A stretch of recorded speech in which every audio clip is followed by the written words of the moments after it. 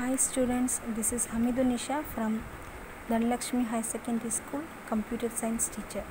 I hope you are all safe and secure. In last class, we had seen about data communication between CPU and memory and microprocessors. Now we are going to see about memory devices. What is memory? A memory is just like a human brain. Each and everything can be stored. இப்போ நம்ம use பண்ணுற நம்ம லைஃப்பில் இருக்க எல்லாமே எங்கே store ஆகும்? நம்மளோட பிரெயினில் தான் ஸ்டோர் ஆகும். ஸோ சேம் எல்லாமே சிஸ்டம் பொறுத்த வரைக்கும் எங்கே ஸ்டோர் ஆகும்? மெமரியில் ஸ்டோர் ஆகும். Okay, it is used to store data and instruction. Computer memory is the storage space in the computer where data and instructions are stored.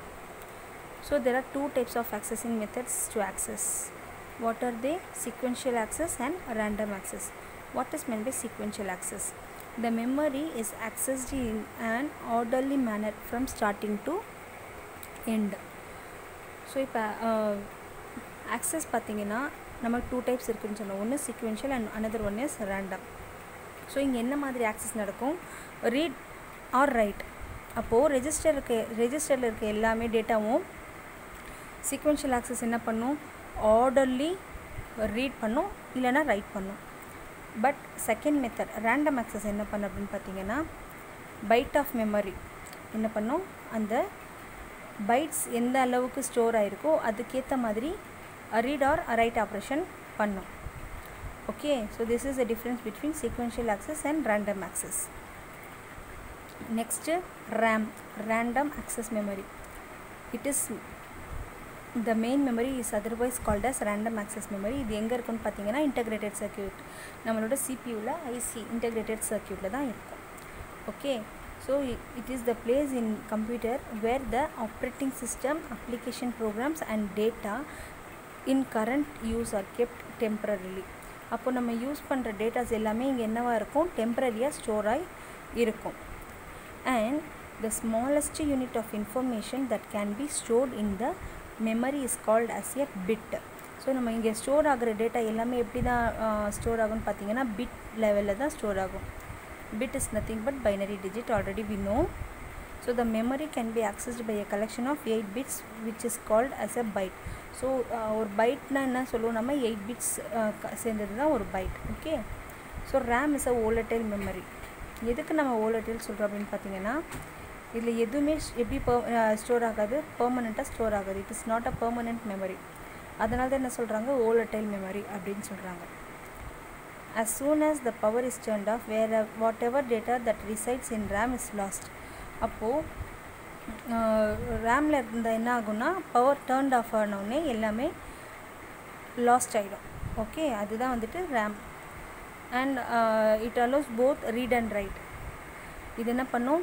Read பண்ணுறதுக்கும் and right பண்ணுறதுக்கும் ரெண்டுத்துக்குமே யூஸ் ஆகும் இந்த டைப் ஆஃப் மெமரி. நெக்ஸ்ட்டு பார்த்தீங்கன்னா ROM, read only memory.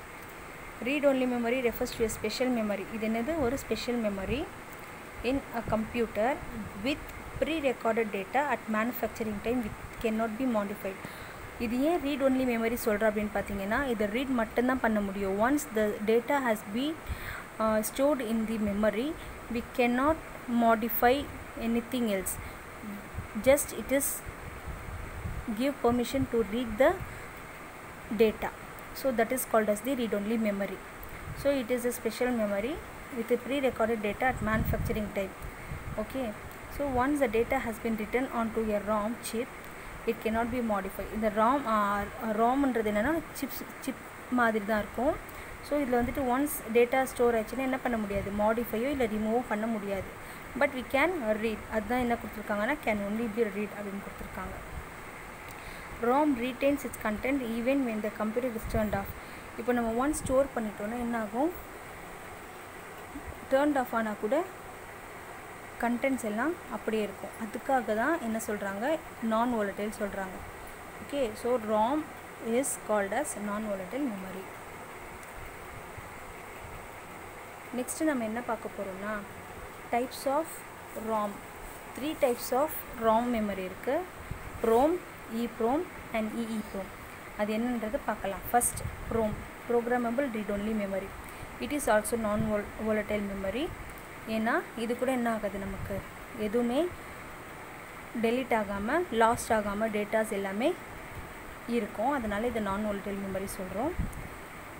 So programmable read only memory is also a நான் volatile memory on which data can be written only once. இதில் என்ன பண்ண முடியும்னா ஒரு தடவை மட்டும் தான் ரிட்டர்ன் பண்ண முடியும். Okay, so again and again use பண்ண முடியாது. So once a program has been written onto the PROM, it remains there forever. Unlike main memory, PROM retains their contents even when the computer is turned off. Okay, main மெமரியில் என்ன ஆகும், எல்லா கண்டென்ட்டும் போயிடும். But ROM மாதிரி ப்ரோம்லேயும் எல்லா டேட்டாஸும் அப்படியே இருக்கும் அப்படின்றாங்க. Okay, one difference is from ROM. ஒரே ஒரு டிஃப்ரெண்ட் இருக்குது ப்ரோம்க்கும் ROMக்கும். என்னன்னு பார்த்தீங்கன்னா ப்ரோம் வந்துட்டு blank மெமரியாக இருக்கும். ஓகேவா, when the memory is manufactured, PROM is manufactured as a blank memory, whereas ROM is programmed during the manufacturing process itself. நம்ம ஃபஸ்ட்டே பார்த்தோம் ப்ரீலோடட் அப்படின்னு பார்த்துருந்தோம் இல்லையா. ஸோ ப்ரோம்ன்றது வந்து எப்படி இருக்கும், மேனுஃபேக்சர் blank மெமரியாக இருக்கும்.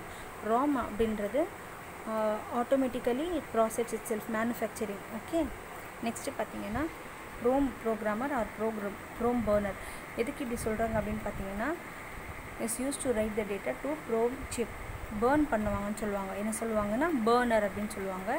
ஸோ இது என்ன ஆகும்னா அது எல்லாமே போய் சிப்புக்குள்ளே ஸ்டோர் ஆகும். அதுதான் என்ன சொல்கிறாங்க இங்கே பர்னிங் அப்படின்றாங்க. So the process of programming a PROM is called burning the PROM. Next erasable programmable read only memory. சரி, இதுக்கு ஏன் எரேசபிள் நேம் வருது அப்படின்னு பார்த்தீங்கன்னா இவ்வளோ நேரம் நம்ம பார்த்துட்டு இருந்தோம் ரோம்லேயும் சரி ப்ரோம்லேயும் சரி டேட்டாஸ் அப்படியே இருக்குன்னு சொல்லிட்டு. பட் இங்கே வந்துட்டு அல்ட்ரா வயலட் ரேஸ் மூலமா நம்ம என்ன பண்ண முடியும், கண்டென்ட்டை எரேஸ் பண்ண முடியும். அதுதான் இங்கே special. So erasable programmable read only memory is a special type of memory which serves as the PROM, but the content can be erased using ultraviolet rays. EEPROM retains its content until it is exposed to ultraviolet rays. Ultraviolet light பட்டுச்சுன்னா என்ன ஆகும்னா content delete ஆகிடும். அது வரைக்கும் retains இதில் இருந்துக்கிட்டே இருக்கும். Okay, so and EEPROM differ from PROM. PROM can be written only once and cannot be erased. PROMல பார்த்தீங்கன்னா நம்ம பர்னிங் பண்ணிட்டோன்னா டேட்டாஸ் எரேஸ் பண்ண முடியாது. பட் இங்கே நமக்கு அல்ட்ரா வயலட் ரேஸ் மூலமா எரேஸ் பண்ண முடியும். That is the difference between PROM and EEPROM. Last method, last type. And EEPROMs are usually wide personal computers. EEPROM தான் என்ன பண்ணுறாங்கன்னா பர்சனல் கம்ப்யூட்டர்ஸ் எல்லாத்துலேயுமே யூஸ் பண்ணிகிட்ருக்காங்க. And it is the update வெர்ஷனில் இருக்க எல்லா சிஸ்டம்லையும் இதை தான் யூஸ் பண்ணிகிட்ருக்காங்க. Okay students, next EEPROM electrically erasable programmable read only memory. Okay, what is mean by electrically அப்படின்னு பார்த்தீங்கன்னா எலக்ட்ரிக்கல் சார்ஜ் வச்சு என்ன பண்ண முடியும், அந்த டேட்டாஸை எரேஸ் பண்ண முடியுன்றதுனால இதுக்கு எலக்ட்ரிக்கல்லி name. So electrically erasable programmable read-only memory is a special type of PROM that can be erased by exposing it to an electrical light. நம்ம PROM EEPROMல வந்துட்டு அல்ட்ரா வயலட் ரேஸ் ஒன்றும் இல்லையா, இங்கே வந்துட்டு எலக்ட்ரிக்கல் சார்ஜ் மூலமாக என்ன பண்ண முடியும், கண்டென்ட்ஸை வந்துட்டு எரேஸ் பண்ண முடியும். ஓகே ஸ்டூடெண்ட்ஸ், இதோட உங்களுக்கு டைப்ஸ் ஆர் ROM முடியுது. நெக்ஸ்ட்டு கேட்சி மெமரி பார்க்கலாம். கேட்சி மெமரினா என்ன? ஸோ நம்ம பார்த்திங்கன்னா சிபியூவில் மெமரி இருக்கும், மெயின் மெமரி இருக்கும். ஸோ அந்த மெயின் மெமரியில் ரெஜிஸ்டர்ஸ் இருக்கும். அதில் தான் நம்மளோட எல்லா டேட்டாஸும் ஒன் பை ஒன்னாக ஸ்டோர் ஆகிருக்கும். அதை தான் நம்ம சீக்வென்ஷியல் ஆக்சஸ் மூலியமாவோ இல்லை ரேண்டம் ஆக்சஸ் மூலியமாக நம்ம என்ன பண்ண முடியும், ஆக்சஸ் பண்ண முடியும். பட் இங்கே எதுக்காக கேட்சி மெமரி எடுத்துகிட்டு வராங்கன்னு பார்த்தீங்கன்னா டு ஸ்பீட் த ப்ராசஸ். நம்மளோட ப்ராசஸிங் என்ன பண்ணலாம், கேட்சி மெமரி யூஸ் பண்ணும்போது ஸ்பீடாக இருக்கும். ஓகேவா, அதுக்காக தான் கேட்சி மெமரி எடுத்துகிட்டு வந்திருக்காங்க. So the catchy memory is a very high speed and expensive memory. So இது வந்துட்டு ஸ்பீடாக ஒர்க் பண்ணால் அட் தி சேம் டைம் இது வந்துட்டு எக்ஸ்பென்சிவாக இருக்கும். அதனால தான் இந்த மோஸ்ட் ஆஃப் தி சிஸ்டம் என்ன பண்ண மாட்டாங்க, யூஸ் பண்ண மாட்டாங்க. பட் இதை யூஸ் பண்ணோம்னா அந்த ப்ராசஸிங் பார்த்திங்கன்னா நல்லா ஃபாஸ்ட்டாக இருக்கும். ரிட்ரைவ் பண்ணுறதுக்கு டேட்டாஸ் எல்லாமே ரிட்ரைவ் பண்ணுறதுக்கு ஃபாஸ்ட்டாக இருக்கும். Due to its higher cost, the CPU comes with a smaller size of cache memory compared with the size of main memory. இது higher cost இருக்கிறதுனால தான் main memory விட size என்ன பண்ணுறாங்க, சின்ன சைஸில் cache memory யூஸ் பண்ணிட்டு இருக்காங்க. But still it gives a lot of processing speed.